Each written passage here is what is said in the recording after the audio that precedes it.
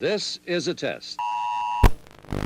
You can easily screw up a So let me just show you most Metal of the Gear game. Somebody's lying. After playing MGS2, I was mentally drained by how many complex concepts there were about reality, sequels, and weirdness.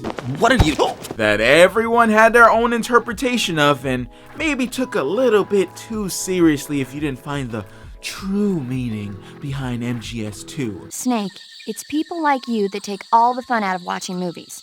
Always nitpicking and taking things too seriously. Honestly, why even bother? But then I hit MGS3. It was nice to play a nice, calm, fun Metal Gear, you know, together with a fantastical, cheesy song.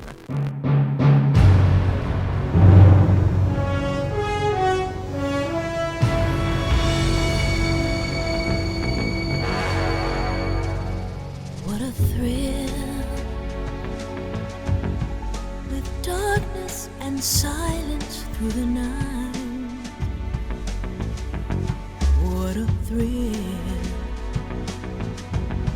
I'm searching and I'll melt into you.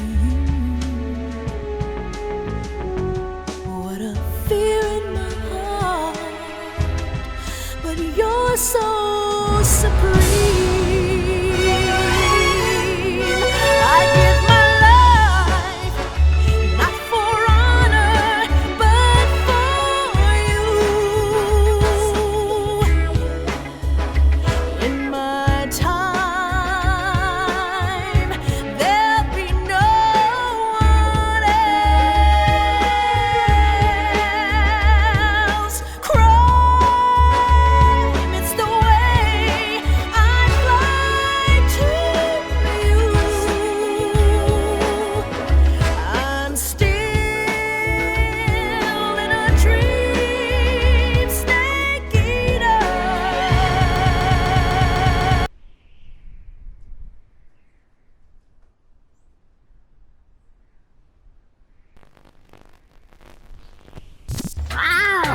Metal Gear Solid 3 is an origin story of Big Boss. No Solid Snake or Metal Gears here. You get answers to questions like how he lost his eye, and the start of him going to the dark side. It was great to see what events made the man we fought in the old games. Going back and reading what Big Boss said at the end of Metal Gear 2, I got a newfound understanding for this crazy old man. Other than the obvious Kojima teasing like Snake wearing a Raiden mask or Snake mistaking the mission's name for Virtual Mission, my first impressions of the game was pretty weak. The first hour of the story tapped into two different sides of me, one that cares about the boring history subjects, and the other just wants to skip every single cutscene and just play the damn game. Especially when they introduce the boss for the first time. She's basically shouting out the main theme of the story. She's like that one guy who already read all the books for Game of Thrones and spoiled the Red Wedding for you. Good thing the long exposition scenes are not as overdone as the rest of the games. But it still doesn't help the first impression, especially when you get control of your character.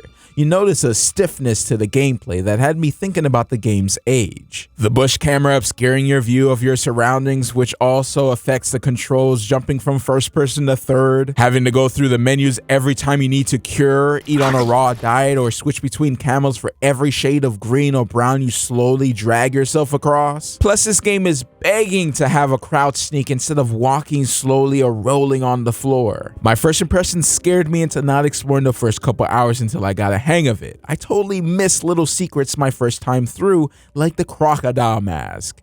And the crocodile mask is so fun. But once I got a hang of it, I quite like the slow, turn-based sneaking survival management mechanics they introduced this time around. It's different, yes, but there's something satisfying about being a predator. I found myself taking it slow more than I ever did in the last games because the enemies here don't have a visible vision cone anymore, and being spotted is based on your camo number. The higher the number, the better. If you get into the negatives, they'll spot you from downtown. And this goes without saying, but crawling on the ground increases that number. It forces you to always be on the ground like a snake, and almost always wear black face. Paint, because it's one of the most versatile. I feel because the guards can see more realistically now, it makes taking them out more satisfying, especially when you add a handicap to yourself like no trank gun. It's like you're finally riding a bike without training wheels or mommy having to push you. The environment also helps with this enjoyment with the immersion it brings. When you're waiting in the bushes for your chance to pounce, you can also get bitten by snakes or get a few leeches sucking on you. And all of a sudden, going inside your menu starts to feel natural instead of pressing one button to stab yourself with a miracle drug. It adds to that roughness of being inside of a jungle. Just like the crocodile ponds, I wish they had more areas like this. And the glue to all of this would have to be the greatness that is the ambient sounds.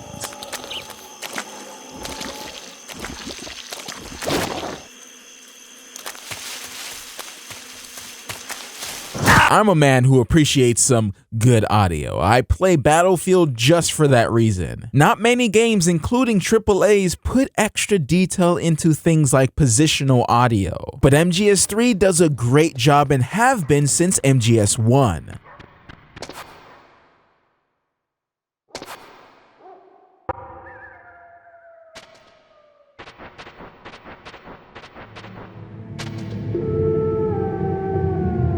Getting caught in Metal Gear has never been fun, but this time around the caution timer is extended. See, I'd rather not get caught at all, but there isn't a way to just restart from checkpoint, other than, returning to the title screen or throwing grenades at your feet. It actually led me to play the game again on European Extreme, where the game will restart at the last checkpoint automatically when spotted. Shooting everyone from the bushes is what I ended up doing most of the time. It's so easy to line up headshots with the trank gun and just put the whole area to sleep. They offset this by making silencers degrade over time. Sure, it's still a bit overpowered since if you look hard enough you will find replacements, but I can't lie, it's pretty fun feeling this powerful because of your patience. There is a point in the game where you're stripped of all your weapons, which forces you to find holes in patrols and hidden areas that allow you to sneak past without using any guns. It's amazing that if you want to play this way you can. I didn't even know you can crawl through logs the first time.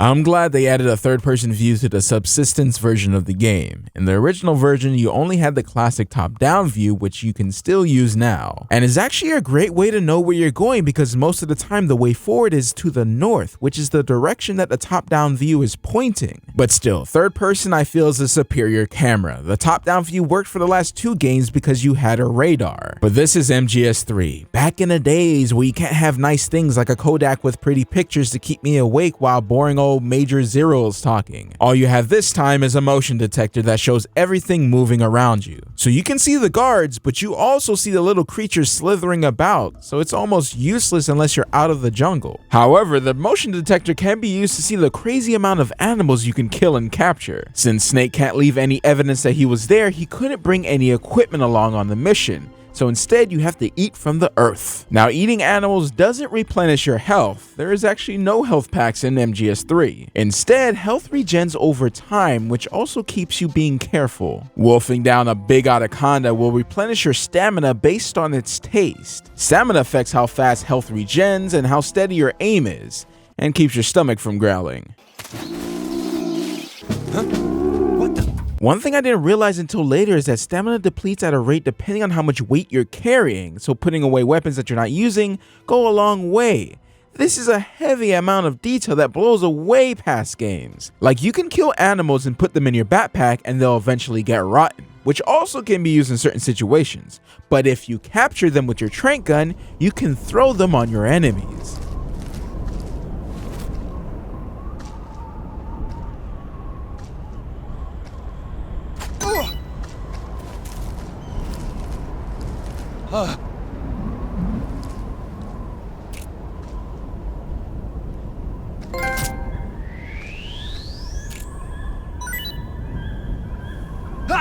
You can also knock out, kill, or interrogate guards based on how much pressure you put on the controller button. I've never seen this feature used on PS2 controllers, and I didn't even know this existed until a friend showed me. It's so weird to think that it was okay for people to miss so much detail that someone spent so much time on. You can easily miss the gun swaying because of your heartbeat, or a cave getting brighter the longer you're in them to simulate your eyes adjusting to darkness. MGS3 is still Metal Gear, but a different game. Different animal, same beast. For one, it actually stayed a very open stealth game for most of it, instead of the game turning into a sequence of set pieces halfway through. Instead, we get more detail in the gameplay that create the type of moments that have your jaw drop or jump out of your chair with excitement. It might have something to do with the game not telling you you can do this or forcing you into situations where it will happen. So the lucky player will most likely stumble upon it, which will improve the satisfaction power level. For example, later in the game, you have to infiltrate a base and you have the option to wear a scientist uniform that was given to you hours before. When you have this uniform on, you can roam around freely except around other scientist prisoners that they have in captivity, because obviously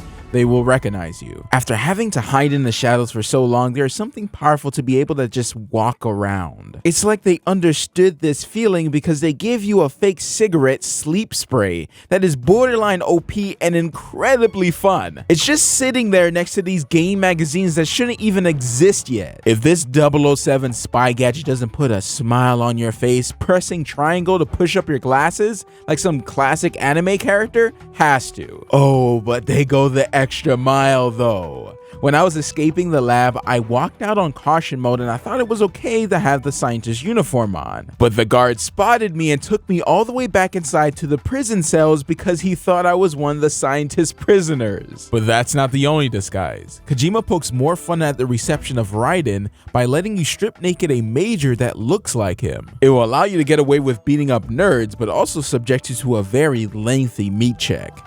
Major, what are you doing here? I've been waiting for you in my room.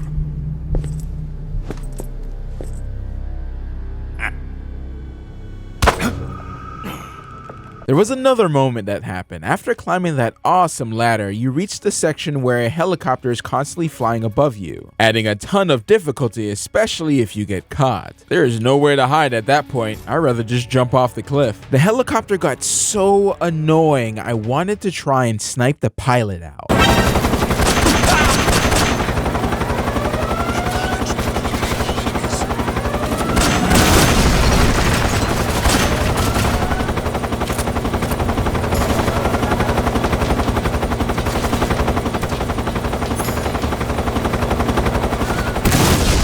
I wish you guys can see the expression on my friend's face after witnessing greatness, when moments before he told me I couldn't do it. This is a 12-year-old game on the PS2 and you can one-shot a heli and have a vulture come down and eat a corpse of a dead soldier, then kill the vulture, and because it ate a human corpse, it's tastier to Snake, which will give him more stamina as a result.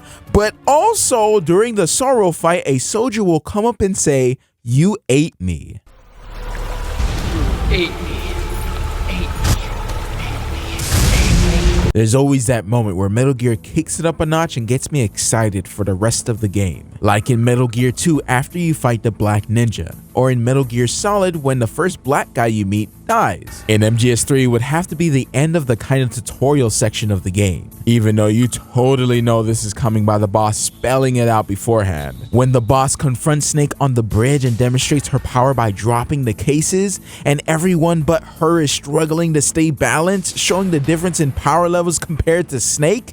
Oh, and it hits harder because they established that deep connection beforehand. It was probably one of the only times that Snake's voice actor actually changed his tone from the cheesiness that he usually spits out. Jack, is that you? How many years has it been? Boss? That's right. It's me. You can see that he's shocked that this is happening. He has that wounded puppy look. Snake even goes for her hand after he just got a spanking, and then he gets tossed over like trash. They landed the boss so well, and it needed to be done to almost perfection because this is the roots of the big bad boss. You see throughout the game the boss showing her superiority and Snake still having that little glint in his eye wondering why she defected. You can tell he doesn't want to let go. Snake even wears the headband he grabbed off of the boss before being tossed. I thought Snake's headband was to keep sweat and hair out of his eyes while he was shooting or something, but no, it has meaning. How this became a thing for Solid Snake?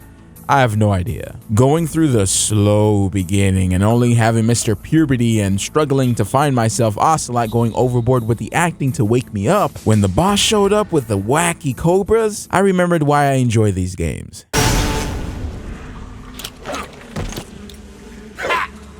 I am the pain. That's my favorite part about MGS3. It's so freaking over the top and it's screaming, this is a video game. I'm gonna do what I want. I never expect to be blown away by the story or anything, but I always know I'm going to be entertained by the wackiness. One thing that amazes me about Metal Gear games is that it's pretty highly rated, but playing through it, it's clear that it was made in a time where people weren't easily offended. Snake is constantly flirting with women, heavy sexual undertones with men, and mad stereotypes. I mean, damn. Yeah, well, anyway, I suppose even that dumbass box might make a decent disguise if you wear it inside a building. Maybe I just didn't read much back then, or maybe people weren't as vocal, but someone must have had said something about the Eva boob view. Now, I'm not trying to say that these are not great games because these things are there. I just find them quite funny. Arguably, Eva is trying to seduce Snake, and if you press R1, she's seducing you too. Kojima tries to pull off some really crazy topics. I mean, every time I see Solid Snake flirt with a woman, I think about that conversation he had with Meryl in MGS1. And this is right after he flirted with her in the bathroom moments ago. So, tell me, Snake, what's your name? Your real name? A name means nothing on the battlefield. How old are you? Old enough to know what death looks like. Any family? No, but I was raised by many people. Is there anyone you like? I've never been interested in anyone else's life. So you are all alone. Just like Mantis said. Other people just complicate my life. I don't like to get involved. You're a sad, lonely man. You notice that Snake never acts on it. Even at the end of Metal Gear 2, he just runs away from Holly. There's something about these games that make you look deep into these characters. I need to get out more. Just when you think you're desensitized from the wackiness, you see a flying machine come out of nowhere. I mean, it's supposed to be the 60s, you know, before VCRs and classics like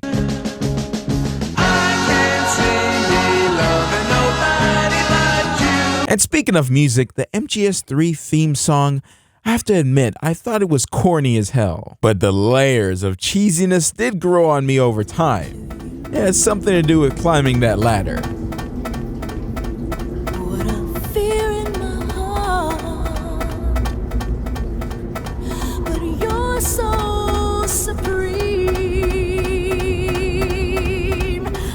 It's one of those songs that get funnier the more you hear it, like a good B-movie. It has a very 007 shaken not stirred vibe, with backup singers. Arguably, Snake is James Bond. You got the sexy love interest, the British major, and a chase sequence. One of the most drawn out sections I have ever played. Every time I thought I beat Vogan, he just keeps popping back up. All that's missing is him saying, "This isn't even my final form." But the best part is when you finally beat Vogan, and Snake and Eva just embrace each other while Vogan's body is being fried in the background and creating fireworks from the bullets he wears.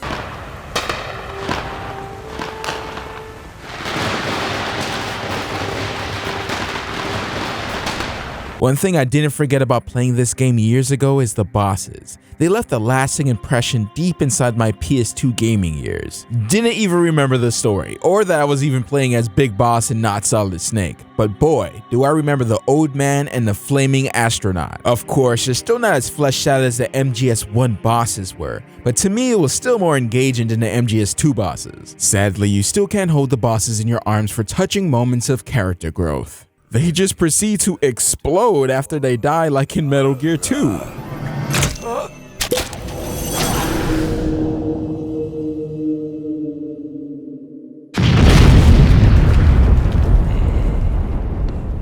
Definitely not the Metal Gear to take too seriously. It's very video gamey. In the cutscene before you fight the Fear, Snake takes an arrow to the knee. So when you start the boss fight, you have to sit in your menu for a good minute curing the damage. I can't imagine the boss just sitting there waiting for you to complete surgery. It would make more sense for time not to stop while you're in the menu and use camo to find somewhere to hide and heal. Even though it could get a little annoying because you're just repeating the same actions over and over again to heal yourself. Going through the menus for for camo, backpack, healing, and food during a boss battle can bring you out of it. It makes you want to avoid damage at all costs because there's a slight chance that a bullet would just get stuck in your flesh. But other times, I like it when you have to burn off a few leeches with a cigar. It adds a taste of survival elements that fits well with at least the jungle half of the game. It has its negatives and its positives. I respect what they were trying to do here, even though it could use some work. I also have to respect the different solutions you have for defeating bosses. In the fight with the Fear, you can wait till he says that he's hungry,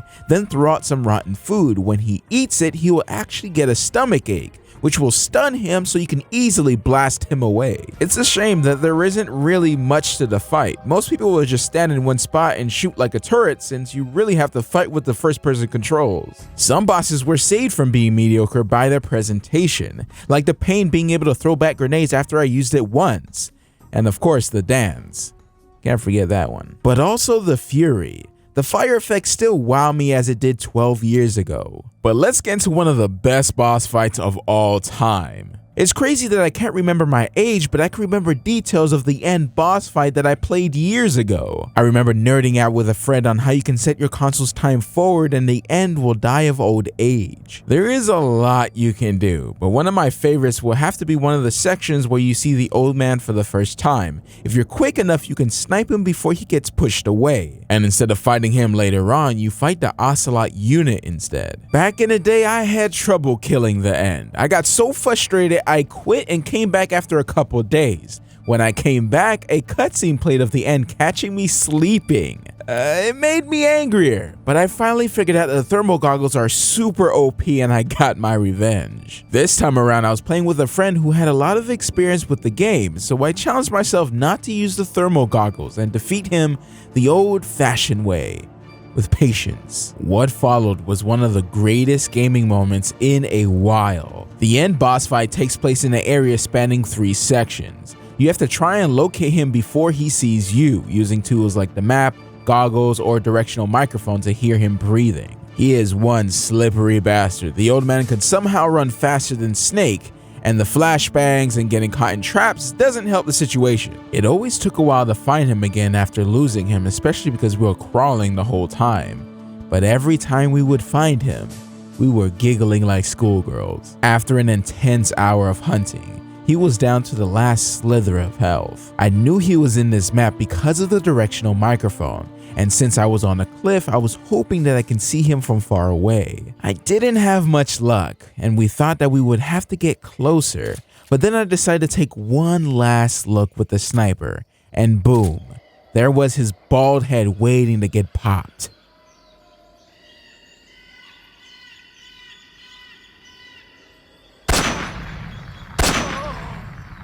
I have never been so satisfied to kill a boss than I was right here. Like, look at this. This is like playing Where's Waldo. The end boss fight is not action-packed. It has no upbeat music. He doesn't even try to kill you. It's a genuine sniper battle where you play hide and seek with your grandpa.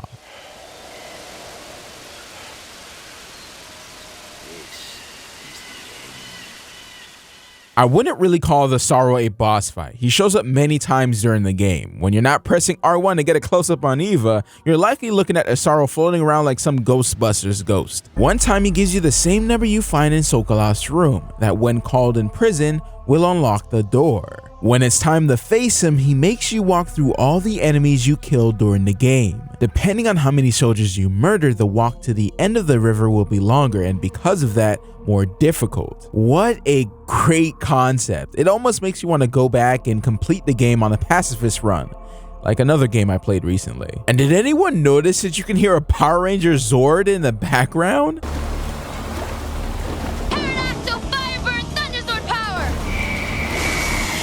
What makes it freakier is when you call everyone on the Kodak, they scream out your name.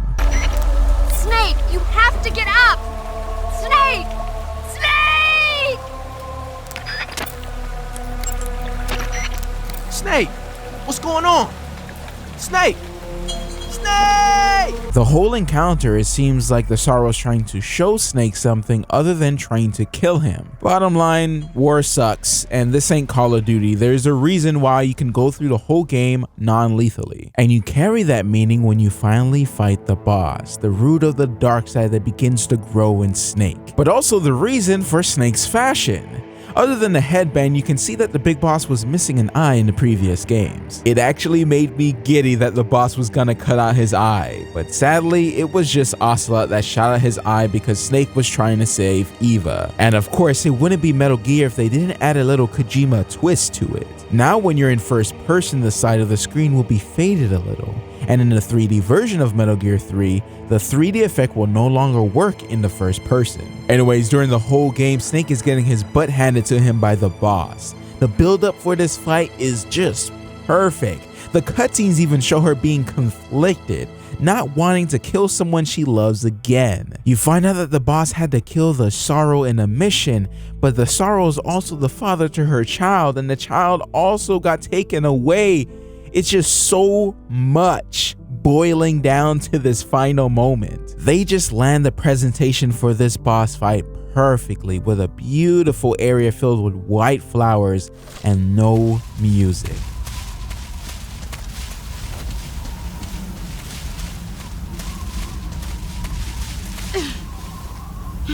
He's gone. The boss is just hands down one of my favorite characters in the series. She lives up to her name with a very motherly charm, and even though it's clear that she's on the opposite team, it never feels that way. Because of this, it made the scene where the game gives you control over the final shot more powerful. Even stretching back to the first games, you see friends on the opposite side of the war, but this actually hits the gut. The boss made this game for me. I've been waiting, Snake, for a long time. Waiting for your birth, your growth, and the finality of today. Boss. After, you can tell it really affected Snake. Again, you see the theme of identity show up here. By the end of Metal Gear 2, it almost seems like he lost what made him a nice guy in MGS3. In came Naked Snake, and out came Big Boss. I like MGS3, a simple and straightforward story that doesn't have you searching within yourself to find the meaning, and the cutscenes are not too long, the codec conversations don't interrupt gameplay. The level of detail is so much, I can't mention it all in this one video. I thought MGS1 was going to be the last game that I even enjoyed the story in, but I was wrong. The gameplay is solid, the story is solid, the characters are solid. All in all, good game. Good game. I'm not looking forward to MGS4 because I heard a lot of bad things about it. It looks like I'm gonna have to get comfortable, get my nice pillow, you know, get a little blankie going on, because I'm probably gonna be sleeping through half of it. You was right. Guess what? This video was supposed to be up quite a few ago, but Konami's sweaty little fingers wanted to grab the $5 I make from this video to fund their stupid pachinko machines. Well, guess what, Konami? You're gonna have to share with Nintendo, you're gonna have to share with the Turtles, and why not? Let's throw in Rihanna, because why not? Work, work, work, work, work, work. You see me heavy work, work, work, work, work, work. You see me do me dirt, dirt, dirt, dirt. And you know what? Let's put a little bit of cocoa on that. I'm in love with the coco. You can thank Jim Sterling for the idea. Konami, copyright these nuts. Me on my cell phone. Late night when you need my love. Call me on my cell phone. Late night when you need my love. And I know when. Hello, darkness, my old friend. And do the Harlem Shake.